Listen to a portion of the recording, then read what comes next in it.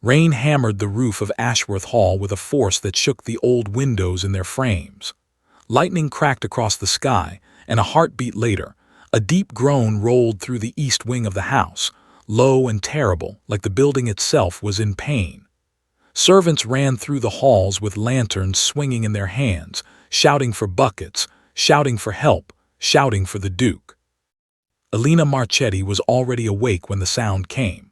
She had been folding linens in the small room near the servants' stairs, and when the groan rolled through the walls, she dropped everything and ran toward it, her heart pounding. She knew that sound. She had heard it before, in a life she rarely spoke about, a life where her father used to walk through old buildings and press his palm flat against cracked plaster, listening the way a doctor listens to a chest. By the time she reached the east wing, water was already pouring through a long crack in the ceiling, and plaster dust hung in the air like smoke. A section of the outer wall had begun to bow inward, just slightly, but enough that anyone with a trained eye could see the danger. The other servants stood back, afraid, calling for the butler, calling for anyone who might know what to do. The Duke of Ashworth arrived moments later, his coat still half-buttoned, his face pale in the lantern light. Alexander Ashworth was a young man who had inherited far more trouble than fortune, a grand house with a crumbling foundation, and a family name that people still respected out of habit rather than truth. He looked at the wall, then at the cracks spreading above it, and for a moment he looked like a man watching his whole world come apart in front of him. "Get everyone out of this wing," he ordered, his voice sharp with fear he was trying to hide. "Now." The servants moved quickly, gathering what they could, herding each other toward the main hall. Elena moved with them, but her eyes kept going back to the wall. Something about the crack was wrong, not in the way everyone assumed. It was not simply old stone giving up after years of neglect. The pattern of the damage told a different story, one that ran along a support beam rather than through the stone itself. She should have said nothing. She had learned over 3 long years of service that saying nothing was the safest thing a housekeeper could do. Servants who spoke out of turn did not stay employed for long, and Elena needed this position more than she needed to be right. But as she watched 2 footmen try to prop the wall with a wooden beam in the wrong place, entirely the wrong place, her mouth opened before she could stop it. "That will not hold," she said. "The weight is not coming from above. It is coming from the side through the old chimney flue behind the wall. If you brace it there, you will only push the crack faster." Every head in the hallway turned toward her. For a moment, the sound of the storm seemed to fade into the background, replaced by a silence far more uncomfortable than any thunder. The butler, a stern man named Whitfield who had run the household for 20 years, stared at her as though she had spoken in a foreign language. "Miss Marchetti," he said slowly, "this is not the time." But Alexander Ashworth was looking at her now, and there was something in his expression that was not anger. It was closer to surprise, mixed with a flicker of desperate curiosity. His house was falling apart around him, his fortune was thin, and here was a servant telling him something his own hired architect had not managed to explain in 3 separate visits. "Say that again," he said. Elena's hands were trembling, but she forced herself to speak clearly. "The wall is failing because of what is hidden behind it, not because of what you can see. If you brace it wrong, you may cause the whole section to come down tonight." For a long moment, nobody moved. Then Alexander turned to the footmen and told them to stop, to wait, and he crossed the hallway toward Elena, stepping carefully around the pooling water. Whitfield opened his mouth to protest, to remind the Duke that this was a housekeeper and not an engineer, but something in Alexander's face silenced him. "How do you know this?" Alexander asked her, quietly enough that only she could hear. She hesitated. The truth sat behind her teeth, heavy and dangerous. If she told him the truth, she would have to explain things about her past that she had spent years trying to bury. But the wall was still groaning, and there was no time left for careful answers. "My father built houses," she said. "Not grand ones like this. Simple homes for simple families. He taught me how to read a wall the way other people read a book. I am sorry, my lord, I should not have spoken." "No," Alexander said, and his voice had changed, softened, though his eyes were still full of worry for his house. "Tell me what to do." It was not the answer she expected, and for a moment, Alina forgot to be afraid. She stepped closer to the wall, running her fingers lightly along the crack, feeling the way the plaster had lifted in some places and stayed flat in others. She spoke quickly, telling the footmen where to place the beam, how to angle it so the pressure would be redirected downward instead of pushed further into the weak point. She did not sound like a housekeeper anymore. She sounded like someone who had spent years studying exactly this kind of problem, someone who understood buildings the way musicians understand sound. The footmen followed her instructions, though they kept glancing at Whitfield for approval he was clearly unwilling to give. Slowly, carefully, the beam was moved into place. The groaning sound eased. The crack did not widen further. Water still dripped through the ceiling, but the immediate danger, the danger of the wall giving way entirely, had passed. Alexander stood watching the wall for a long moment, then turned to look at Alina as though seeing her for the very first time. She realized, with a small jolt of fear, that she had drawn far more attention to herself than she ever meant to. "My lord, I should return to my duties," she said quickly, already stepping back toward the shadows of the hallway, the place where she felt safest. "Wait," Alexander said. But she did not wait. She turned and walked quickly toward the servants' stairs, her heart hammering against her ribs, her mind racing through everything she had just revealed without meaning to. She did not stop until she reached her small room, where she shut the door and pressed her back against it, breathing hard. On the narrow table beside her bed sat a worn leather notebook, its pages soft from years of handling. Inside were dozens of drawings, careful sketches of houses and halls and bridges, ideas she had never shown to another living soul. She had started the notebook when she was 15 years old, sitting beside her father as he worked, learning to see buildings the way he saw them, as living things with bones and breath. When her family lost everything, when illness and debt forced her into service just to survive, the notebook had become the only place where that old life still existed. She sat down at the table and opened it, running her fingers over a sketch of a grand staircase she had designed purely for her own pleasure, something she had never expected anyone to see. Tonight, for one dangerous moment, a small piece of that hidden life had slipped out into the open, and she had no way of knowing yet what it would cost her. Outside, the storm was beginning to ease, the thunder rolling further into the distance. But inside the house, something had shifted that would not settle back into stillness so easily. Alexander Ashworth stood alone in the damaged hallway long after the servants had gone, staring at the wall Alina had saved, turning over in his mind the strange, quiet confidence in her voice when she spoke about something she clearly understood far better than anyone he had ever paid to advise him. He did not yet know her name properly. He did not know where she had come from, or what she had given up, or why a housekeeper carried knowledge that his own architect lacked.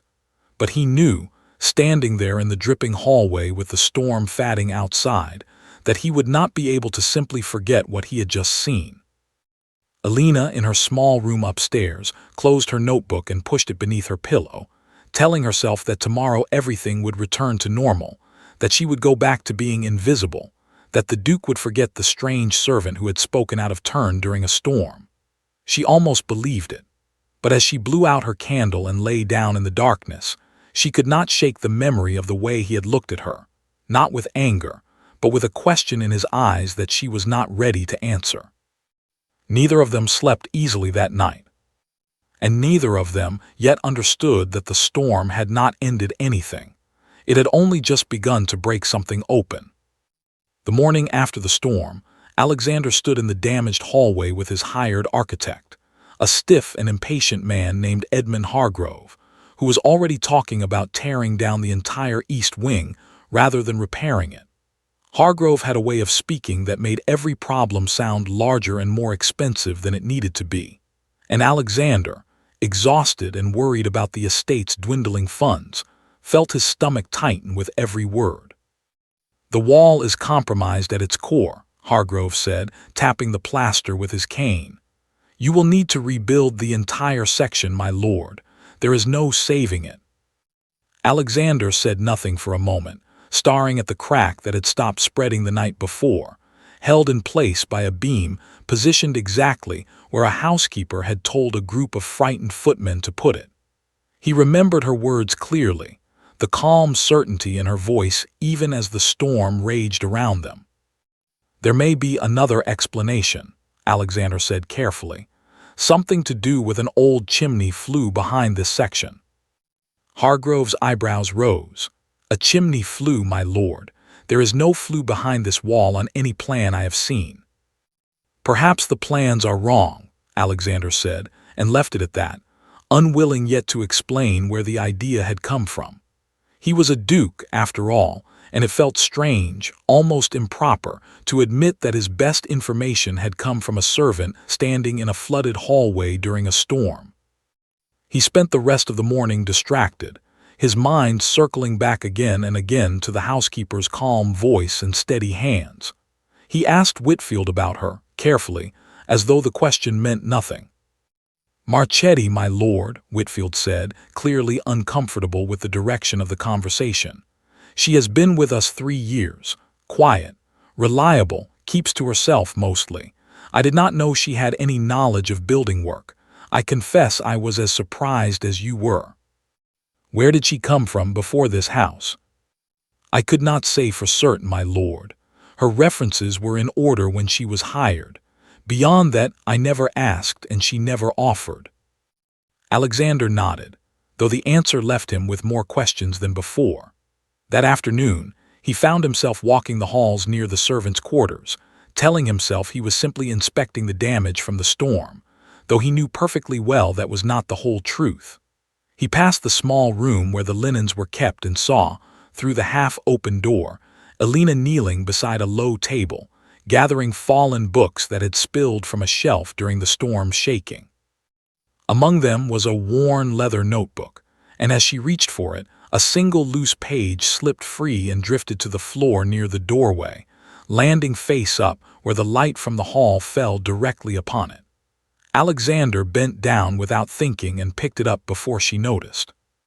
It was a drawing, done in careful pencil, of a staircase unlike anything in the house, elegant and strong, with measurements written neatly along the edges in small, precise handwriting.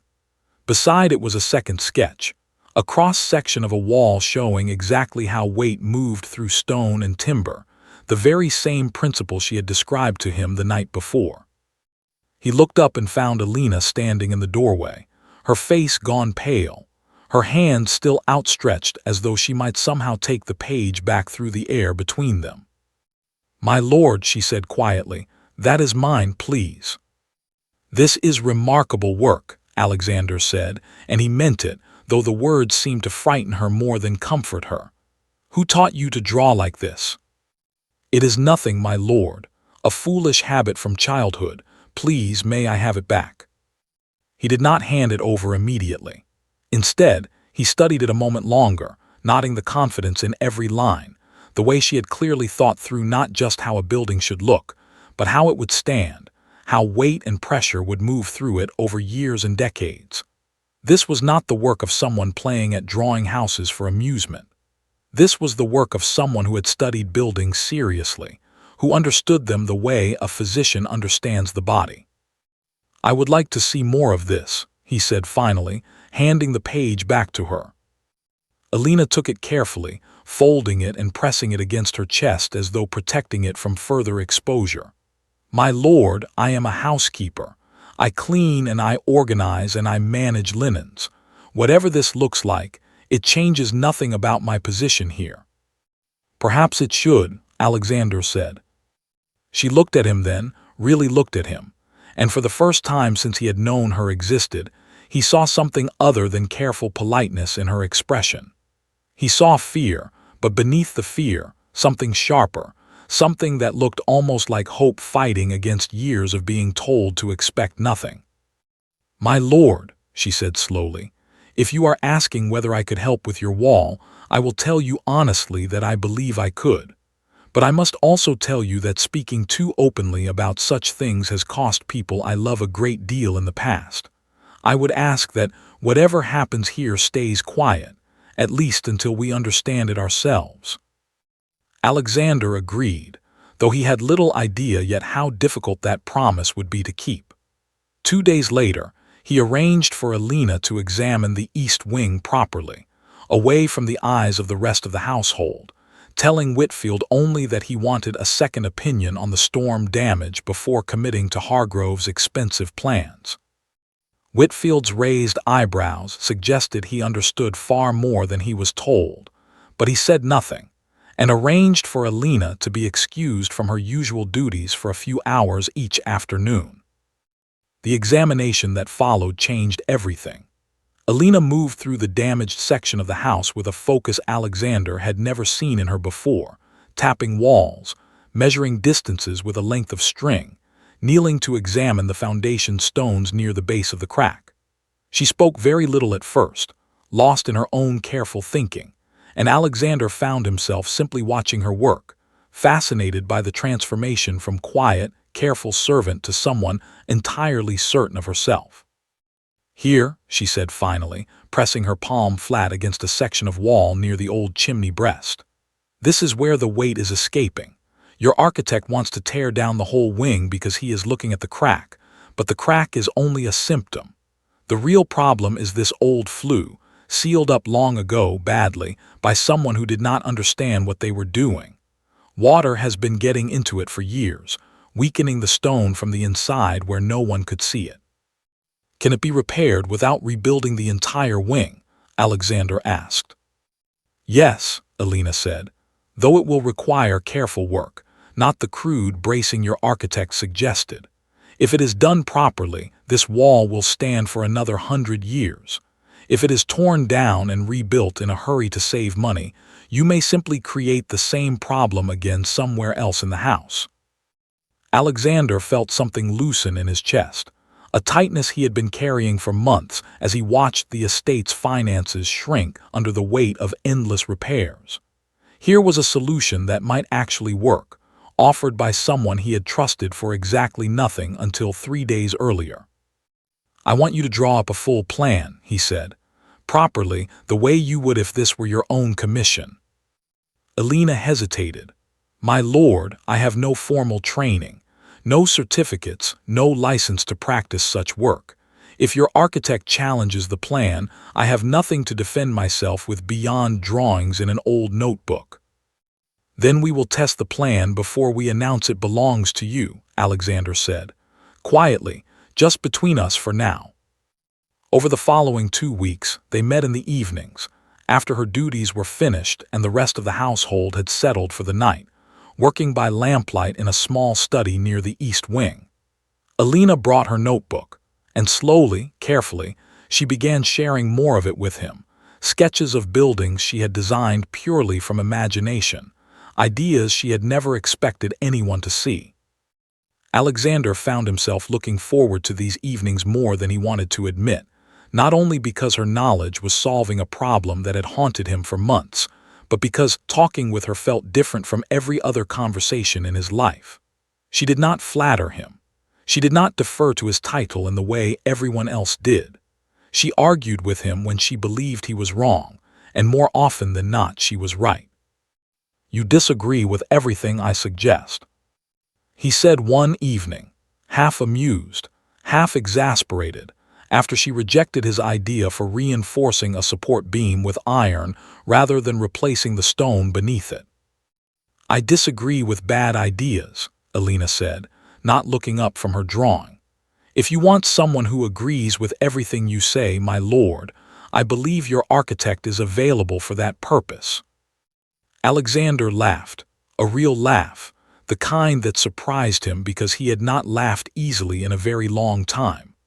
Alina glanced up at the sound, and for a moment something passed between them that neither one of them named, a warmth that had nothing to do with walls or plans or titles. But even as their partnership grew stronger behind closed doors, The household outside those doors was beginning to notice. Whitfield observed the late evening meetings with growing unease. A young maid named Grace Bellamy, Alina's closest friend among the staff, cornered her one afternoon near the linen cupboard, her eyes wide with concern. "People are talking," Grace whispered, "about you and the Duke meeting alone in the evenings. You must be careful, Alina. This kind of talk can end badly for someone in our position, no matter how innocent the truth of it is." Alina knew Grace was right to worry. She had seen other servants dismissed for far smaller offenses than spending private evenings with the man who owned the house they worked in. But she had also seen, for the first time in years, a door opening onto the life she thought she had lost forever, and she was not yet ready to close it, even knowing how much danger might be waiting on the other side. Meanwhile, Edmund Hargrove had grown suspicious of the delay in approving his repair plans. He began asking questions among the staff, careful, probing questions about what the Duke had been doing in the East Wing during the quiet hours of the evening. It would not take him long to find an answer he did not like, and when he did, the quiet partnership Alina and Alexander had built in the shadows would be dragged, whether they were ready or not, into the light. Edmund Hargrove burst into the study without waiting to be announced, his face flushed with anger, a rolled set of papers clutched tightly in his hand. Alexander looked up from the drawings spread across his desk, and Alina, standing beside him with a pencil still in her fingers, took an instinctive step backward. "I have heard a very strange rumor, my lord," Hargrove said, his voice tight with barely controlled fury, "that you intend to reject my repair plans in favor of sketches drawn by a servant." The room went silent. Alina felt her pulse pounding in her throat, and beside her, Alexander straightened, his expression hardening into something she had not seen from him before, calm but unmistakably firm. "You heard correctly," Alexander said.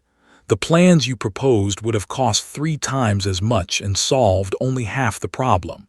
Miss Marchetti identified the true cause of the damage. I intend to follow her recommendations."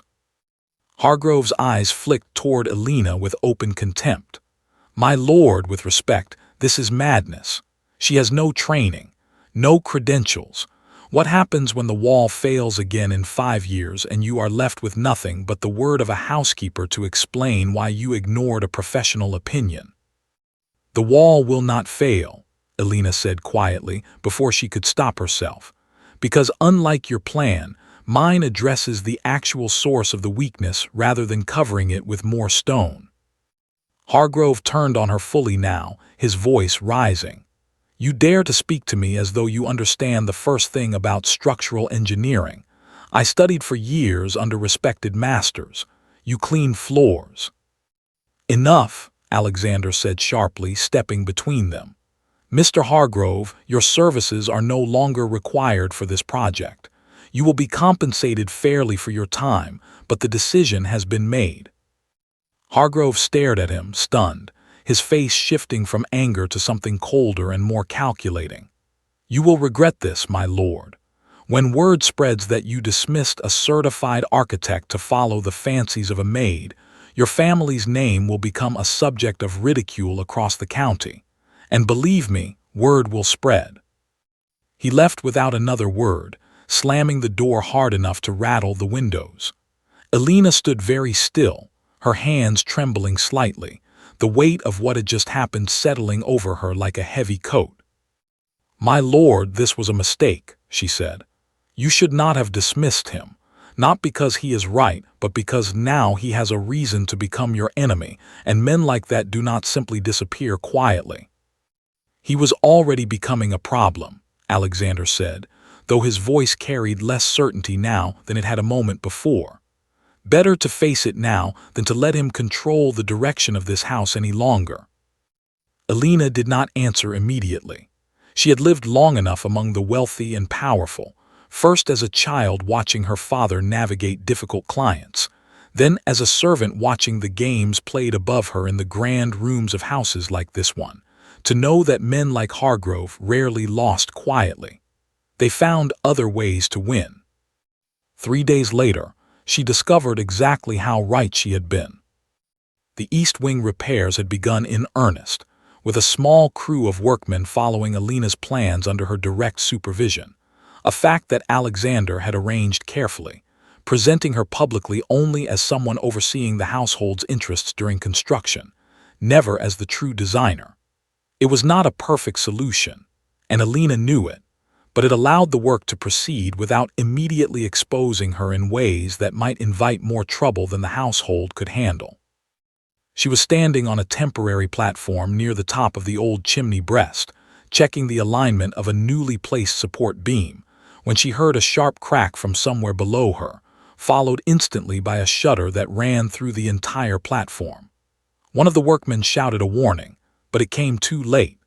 The platform tilted violently, and Alina felt the world tip sideways as a section of scaffolding gave way beneath her feet. She grabbed for the nearest beam, catching it with both hands, her feet swinging free over a drop that would easily break bones if she fell. Below her, workmen scrambled, shouting, trying to reach a ladder that had been knocked askew in the collapse. Dust and loose plaster rained down around her, and for a terrifying moment, she felt her grip beginning to slip on the wooden beam, her palms slick with sweat and fear. "Alina!" She heard Alexander's voice before she saw him, sharp with panic, cutting through the chaos of shouting workmen.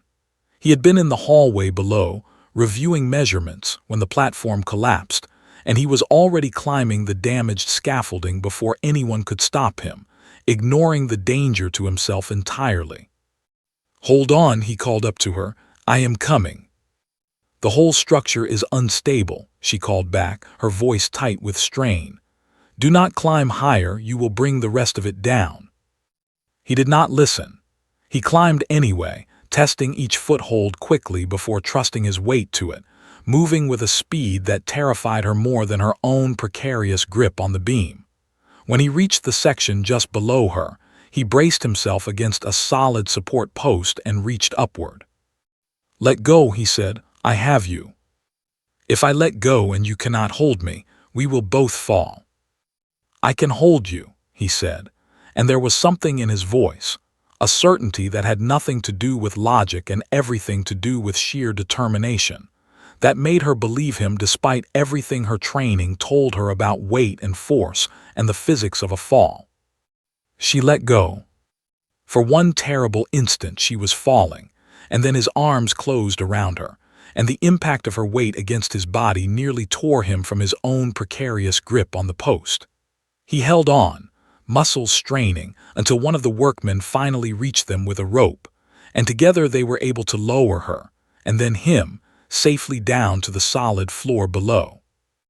Alina sat on the ground afterward, shaking, dust in her hair, her hands scraped raw from gripping the beam. Alexander knelt beside her, his own hands trembling as he checked to see that she was truly unharmed, his face pale with the aftermath of fear that had not yet fully released its grip on him. "You should not have climbed up there," she said, her voice shaking. "You are the Duke if you had fallen." "I did not fall," he said. "Neither did you. That is all that matters right now." He helped her to her feet, and for a long moment neither of them let go of the other's hands, standing in the wreckage of the fallen scaffolding while workmen gathered around them, murmuring with concern and relief. It was only when Whitfield arrived, alerted by the commotion, that Alexander finally stepped back, releasing her hand as though remembering, suddenly, that they were being watched. Later, once the workmen had confirmed that the scaffolding had failed due to a cut rope, deliberately damaged rather than simply worn through by use, Alexander's fear transformed into something colder and more focused. "Someone did this on purpose," he said, examining the frayed edge of the rope in the fading afternoon light. "This was not an accident." Alina said nothing, but she was thinking of Hargrove's face as he left the study 3 days earlier, the cold promise in his voice when he told them they would regret their decision. She did not want to believe a man could be so reckless with human life simply out of wounded pride, but she had learned long ago not to underestimate what desperate men would do to protect their reputation. That evening, As Alina tended to the scrapes on her hands in the small kitchen used by the household staff, Grace found her face full of worry that had nothing to do with the accident on the scaffolding. "There is talk," Grace said quietly, glancing toward the door to make sure they were alone. "About what happened today. About how the Duke climbed the scaffolding himself to save you. People are saying things, Alina. Things about the two of you that go beyond simple concern for a servant's safety." Alina's hand stilled over the bowl of water in front of her. "What kind of things?" "The kind of things that could end badly for you," Grace said gently. "You know how quickly rumors move in a house like this. And now, with Mr. Hargrove dismissed and clearly angry, and talk of sabotage on top of everything else, I fear this is only the beginning of trouble, not the end of it." Grace's warning proved painfully accurate. Within days, word of the incident had traveled well beyond the walls of Ashworth Hall, carried by servants who moved between great houses and by tradesmen who visited the village. By the time Alexander's aunt, Lady Beatrice Ashworth, arrived unannounced at the estate a week later, her carriage rolling up the drive with the sharp efficiency of a woman accustomed to controlling every situation she entered, the story had already grown far larger and far more scandalous than the truth deserved. "I have heard the most extraordinary things," Lady Beatrice announced, sweeping into the drawing room without waiting for a proper greeting, her sharp eyes finding her nephew immediately. "That you dismissed a respected architect, that there was some manner of accident involving your housekeeper, that you personally risked your life climbing broken scaffolding to rescue her. Alexander, tell me none of this is true." "All of it is true," Alexander said evenly, though Alina, standing near the doorway with a tray of tea she had been asked to bring, could hear the tension beneath his calm words. Lady Beatrice's gaze swept toward Alina, taking in every detail from her plain dress to the careful, guarded expression on her face, with the swift, assessing look of a woman who had spent decades judging people at a glance. "So this is the girl," she said, not quite a question. "This is Miss Marchetti," Alexander said. "She has been essential to solving a serious structural problem in the East Wing, one that Mr. Hargrove's expensive plans failed to properly address." "I do not care what problem she has solved in your walls, Alexander," Lady Beatrice said sharply. "I care about the problem she is creating in your reputation. A duke does not climb scaffolding to save a servant. A duke does not dismiss a respected professional on the word of a housekeeper. Do you have any idea what people are saying?" "I have some idea," Alexander said, "and I find I care very little."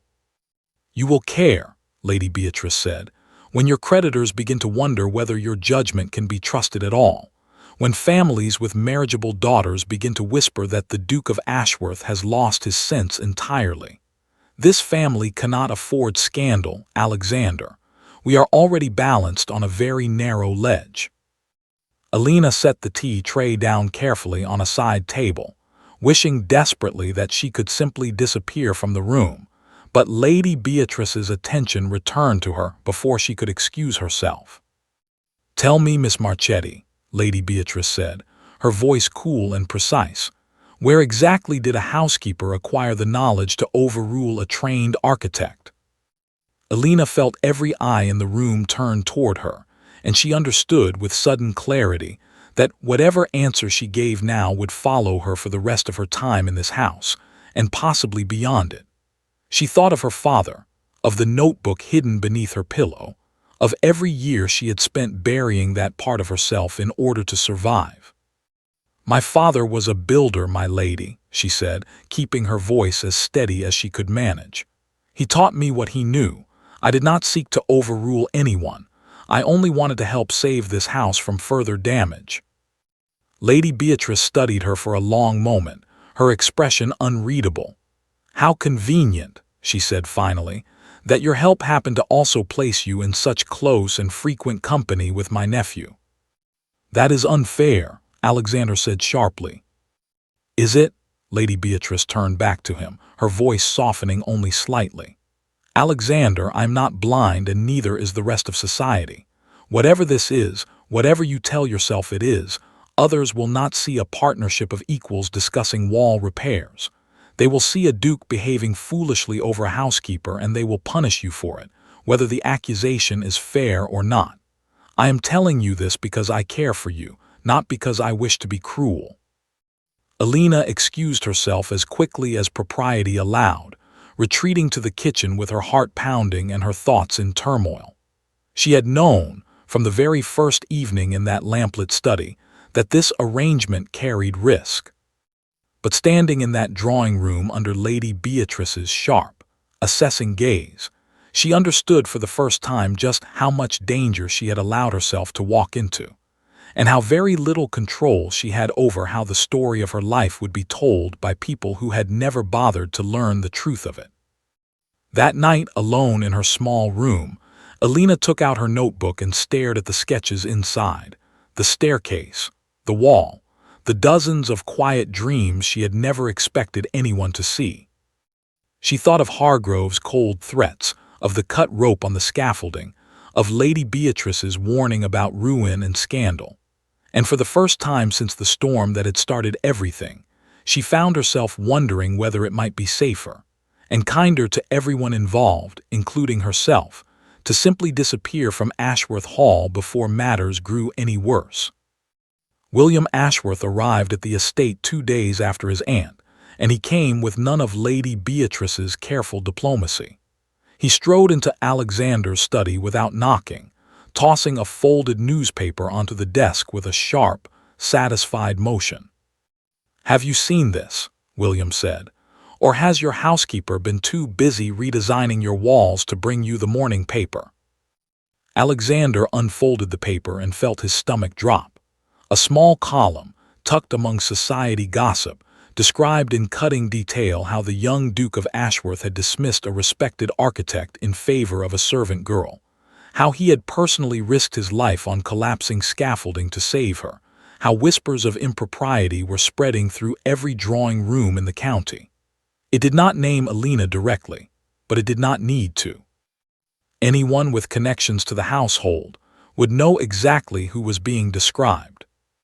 "Someone is feeding this to the papers," Alexander said, his jaw tight.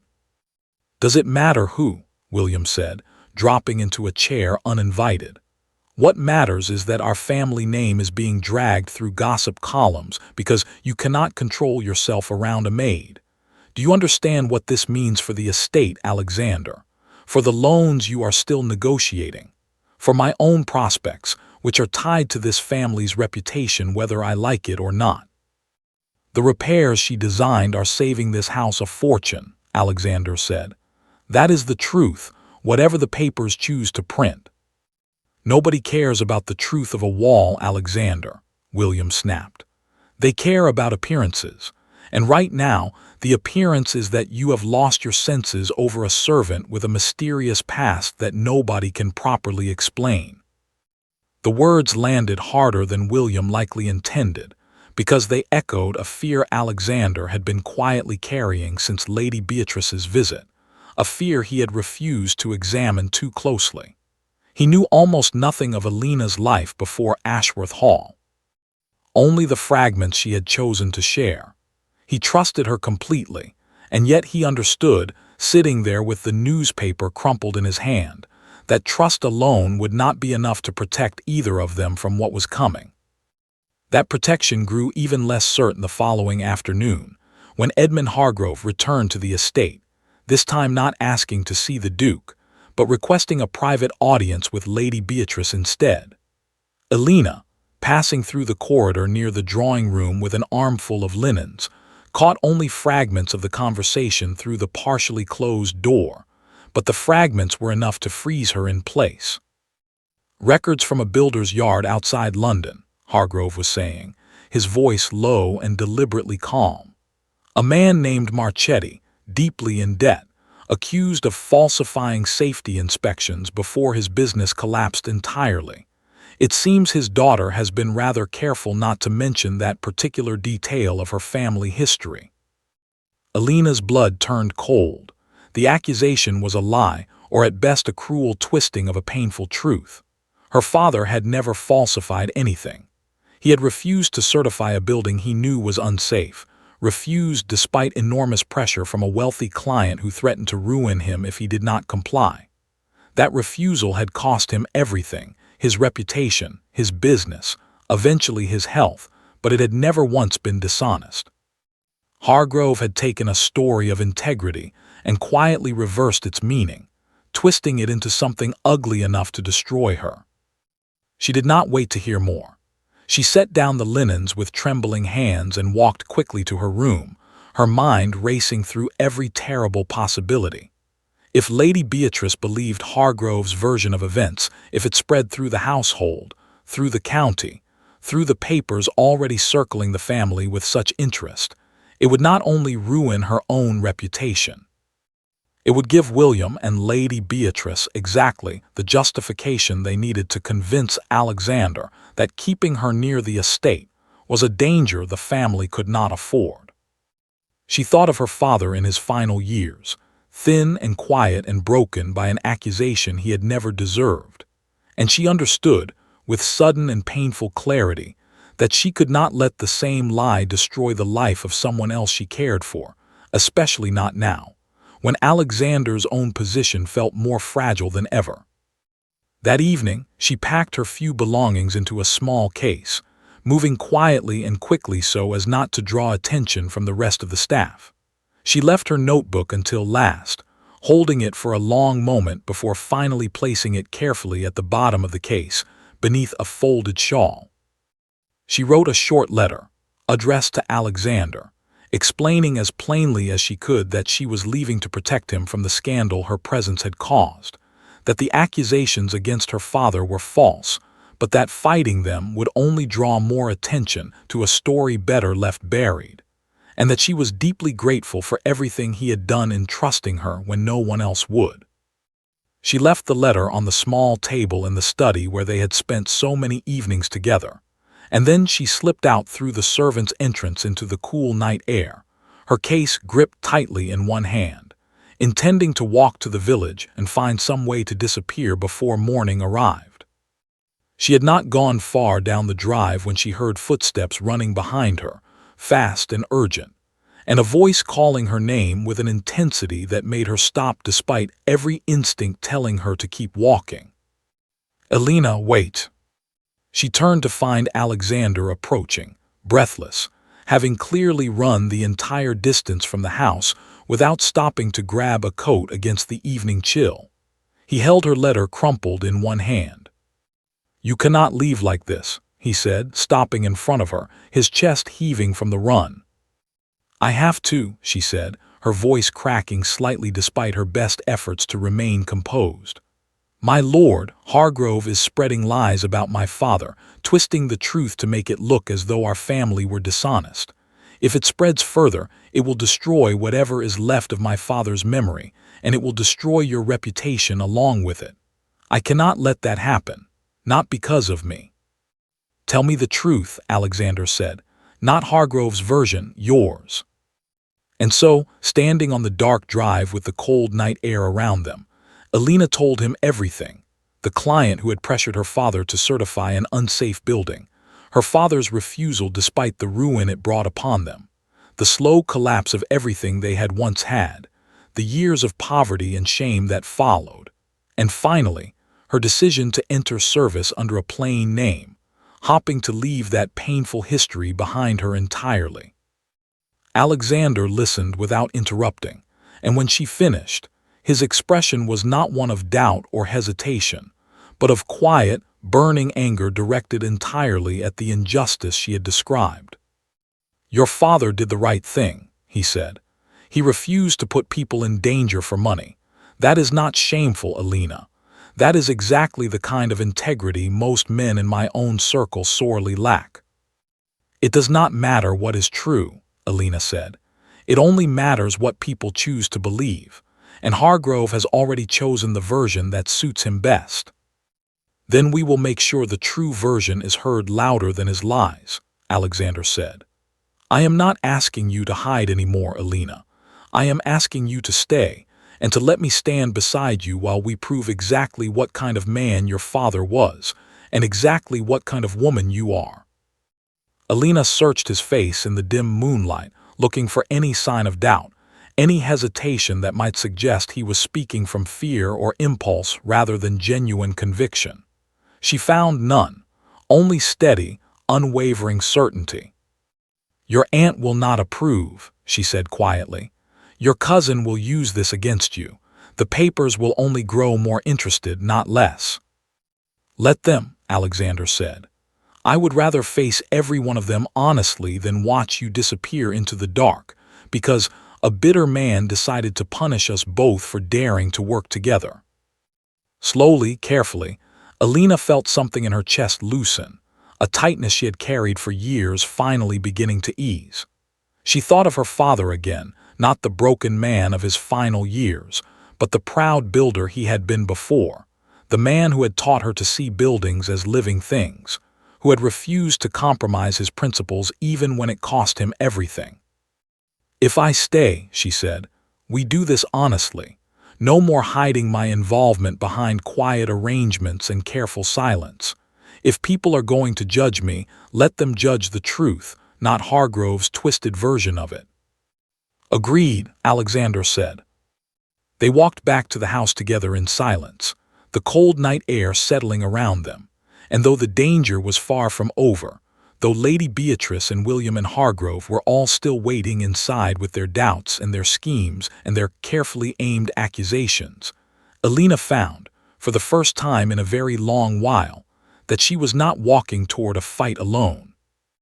The following morning, Alexander gathered his aunt, his cousin, and the senior members of his household staff in the drawing room, and with Alina standing beside him, not behind him, he told them the true story of her father, the true reason behind the wall repairs, and his own intention to formally credit her as the designer responsible for saving the East Wing from ruin. Lady Beatrice's face remained cold throughout the announcement, and William stormed out before it was finished, but Alexander did not waver, and Alina, watching him defend her so openly in front of the very people most likely to punish him for it, understood that whatever happened next, she would not face it as a secret hidden in the shadows any longer. The great hall of Ashworth Hall had never been so full. Word of the finished repairs, and the strange story behind them, had spread far enough that Alexander decided the only way to answer the whispers properly was to invite the county's most influential families to witness the completed East Wing themselves, along with a formal presentation of the work that had saved it. Lords and ladies mingled beneath freshly repaired ceilings, their voices a low, curious hum. Many of them clearly present more out of scandalous curiosity than genuine interest in architecture. Alina stood near the base of the grand staircase, her hands clasped tightly together, watching the crowd with a tight knot of nerves in her stomach. She wore a simple but well-made dress that Grace had helped her prepare, nothing extravagant, but enough to mark the occasion as something more formal than her usual duties. Across the hall, she caught sight of Edmund Hargrove standing near the doorway, his expression carefully composed, though his eyes carried a sharp, watchful hostility that told her he had not come merely as an observer. Alexander crossed the hall to stand beside her, his presence steady and grounding amid the noise of the gathered crowd. "Are you ready?" he asked quietly. "No," Alina admitted, managing a small, nervous smile, "but I do not think waiting will make it easier." He returned her smile, and together they moved toward the center of the hall, where a small platform had been arranged for the presentation. Whitfield called for quiet, and slowly the crowd's chatter faded into an expectant hush. "3 months ago," Alexander began, his voice carrying clearly across the hall, "a storm damaged the east wing of this house so severely that I was told, by a respected professional, that the only solution was to tear the section down entirely and rebuild it at enormous cost. Instead, I chose to trust a different assessment, one that identified the true source of the damage and repaired it properly, at a fraction of the expense, in a way that will protect this house for generations to come." He paused, letting his gaze sweep across the crowd before continuing. That assessment came from Miss Alina Marchetti, whose father was a builder of great skill and greater integrity, a man who once refused to certify an unsafe building despite enormous financial pressure to do so, a decision that cost him his business but never his honor. Miss Marchetti inherited both his knowledge and his principles, and this house stands stronger today because of her work. A murmur rippled through the crowd, some curious, some clearly skeptical, and Hargrove stepped forward from near the doorway, his composed mask finally slipping.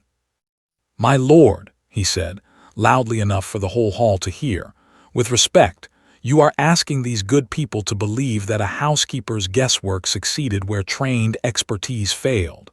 I would be very curious to know how confident Miss Marchetti truly is in her own work. Confident enough, perhaps, to prove it before witnesses." The challenge hung in the air, sharp and deliberate, and Alina understood immediately what Hargrove intended. He meant to humiliate her publicly, to force some impossible demonstration that would either expose a flaw in her work or simply make her appear foolish in front of the very people whose opinion mattered most to Alexander's family. "What did you have in mind, Mr. Hargrove?" Alexander asked, his voice cool but wary. Hargrove smiled thinly. "There is a section of the repaired wall near the old chimney breast that has not yet been fully plastered over correct. I propose a simple test. Apply significant weight directly above the repaired support here, in front of everyone, and let us see whether Miss Marchetti's confidence is matched by the strength of her work." It was a dangerous, reckless suggestion, and Alina knew immediately that Hargrove had not proposed it out of genuine scientific curiosity.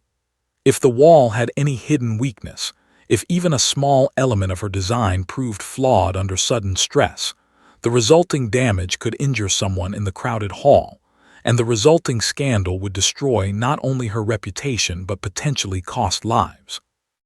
But she also understood, standing there with dozens of skeptical eyes fixed upon her, that refusing the test would be read as an admission of doubt that Hargrove would use to unravel everything they had built over the past months. "I accept," Alina said, before Alexander could object on her behalf. "Alina," Alexander said quietly, "you do not have to prove anything to this man." "I am not proving it for him," she said. "I am proving it for myself, and for my father who spent his whole life having his work doubted by men who never bothered to check their facts before speaking. Let them test it properly, with care, not recklessly, and I will show them exactly what sound work looks like."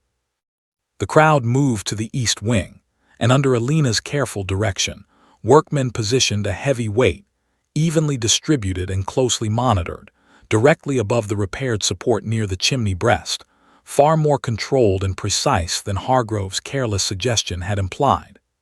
Alina insisted on measuring the load carefully, refusing to allow anything beyond what a genuine structural test required, much to Hargrove's visible frustration.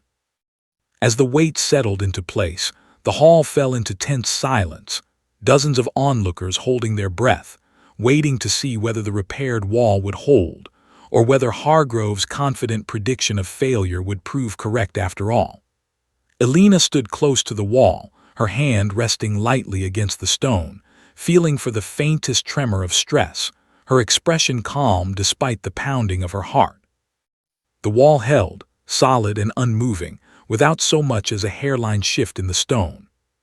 A quiet murmur of surprise rolled through the crowd, followed by a scattering of genuine, impressed applause.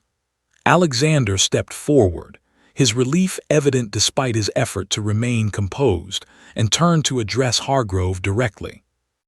"It seems the test you proposed has answered your own question rather thoroughly," he said. Hargrove's face had gone pale, his earlier confidence collapsing into something closer to desperation. "This proves nothing," he said, though his voice had lost much of its earlier conviction. "One test, arranged under her own conditions, is hardly conclusive evidence of sound engineering principles." "Then perhaps," came a new voice from near the back of the hall, We should discuss the condition of the scaffolding rope that failed several weeks ago." Every head turned toward the speaker, a quiet, serious man named Nathaniel Cole, a solicitor and old friend of Alexander's who had been quietly investigating the incident at Alexander's request ever since the collapse. He stepped forward, holding a small bundle of documents. "I have spoken with the workmen present on the platform that day," Nathaniel continued. "Several of them recall seeing Mr. Hargrove near the scaffolding the evening before the collapse, despite having no official reason to be present on site following his dismissal from the project. I have also obtained a statement from a rope merchant in the village, confirming that Mr. Hargrove purchased a blade of a particular type shortly before the incident, the same type used to cut through the support rope that failed." The color drained further from Hargrove's face, and the murmur among the crowd shifted sharply, curiosity turning quickly into open suspicion and disapproval. William Ashworth, who had been standing near the edge of the gathering, quietly slipped toward the doorway, clearly eager to distance himself from a scandal that suddenly threatened to attach itself to anyone associated with Hargrove's schemes, including the family members who had been so quick to champion his complaints. "This is outrageous," Hargrove said, though his voice carried little of its earlier authority. "Baseless accusations, gathered by a solicitor paid to defend the Duke's own interests. Perhaps the local magistrate would care to examine the evidence more thoroughly," Alexander said evenly. "I am certain he would be very interested to learn that a respected architect may have deliberately endangered the lives of workmen, and of Miss Marchetti herself, simply to discredit a rival whose only offense was proving him wrong." Hargrove looked around the hall, at the gathered faces no longer curious but coldly disapproving, and understood, finally, that whatever reputation he had hoped to protect through his schemes had just collapsed far more thoroughly than any wall. He left the hall quickly, without another word, and though the matter would eventually be handled through proper legal channels in the weeks that followed, his presence in respectable society effectively ended the moment he walked out that door. Lady Beatrice, who had watched the entire exchange with careful, unreadable attention, approached Alina once the crowd's focus had shifted toward excited conversation about the dramatic revelations they had just witnessed. "It seems," Lady Beatrice said, her voice carrying none of its earlier coldness, though still measured and precise, "that I owe you an apology, Miss Marchetti. I judged you based on assumptions rather than evidence, a mistake I do not often make, and one I do not enjoy admitting to." "You were protecting your family, my lady," Alina said. "I understand that, even if it was difficult to bear at the time." "Perhaps," Lady Beatrice said, studying her a moment longer, "though I confess, watching you stand your ground against a man determined to humiliate you, I find myself reconsidering a great many assumptions I have carried for a very long time." She paused, then added, with the faintest hint of a smile, "My nephew could do a great deal worse than to keep you close, in whatever capacity you both eventually decide is appropriate." Alina felt heat rise in her cheeks, but before she could respond, Alexander appeared beside her, his relief and pride evident in every line of his expression. "You did not need Nathaniel's evidence to win that argument," he said quietly, once his aunt had moved off to speak with other guests. "The wall alone would have been enough." "Perhaps," Alina said, "but it is easier to be believed when the truth arrives from more than one direction." In the weeks that followed, the story of the housekeeper who had outwitted a dishonest architect and saved a duke's ancestral home spread far beyond the county, carried eagerly by the same papers that had once printed cruel and careless gossip about her. This time, the story was told accurately and admiringly, and requests began arriving at Ashworth Hall from other families eager to consult the young woman whose father had taught her to read buildings the way most people read faces. Alexander formally established a position for her within the estate, head of design and restoration, a title that would have seemed impossible only months before, and one that finally allowed her notebook, once hidden beneath a pillow out of fear and shame, to sit openly on a proper desk in a proper study, filled steadily with new drawings meant not to be hidden away, but to be built. Their partnership, which had begun in the middle of a storm with a stranger's voice calling out a warning nobody expected her to give, grew steadily into something neither of them tried very hard to hide any longer. Whitfield, ever observant, began quietly preparing the household for an announcement he suspected was coming long before it arrived, and Grace, delighted beyond words, teased Alina mercilessly about the change in her circumstances every chance she found. On a quiet evening many months later, standing once again in the same study where they had spent so many long hours poring over drawings by lamplight, Alexander took Alina's hand and told her, simply and honestly, that the house had never truly felt like a home to him until she began to fill its broken places with her quiet, careful strength, and that he could imagine no future for Ashworth Hall, or for himself, that did not include her standing beside him.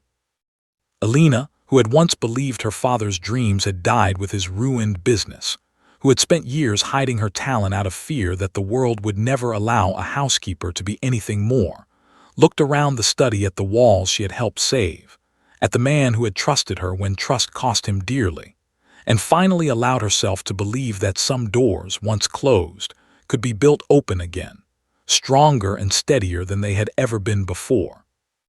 The house that had nearly fallen during a single terrible storm stood taller and more secure than it had in generations, not because of wealth or title, but because someone had finally taken the time to look past what the world assumed a housekeeper could be, and had discovered, hidden in plain sight all along, exactly the kind of strength that had been needed to save it.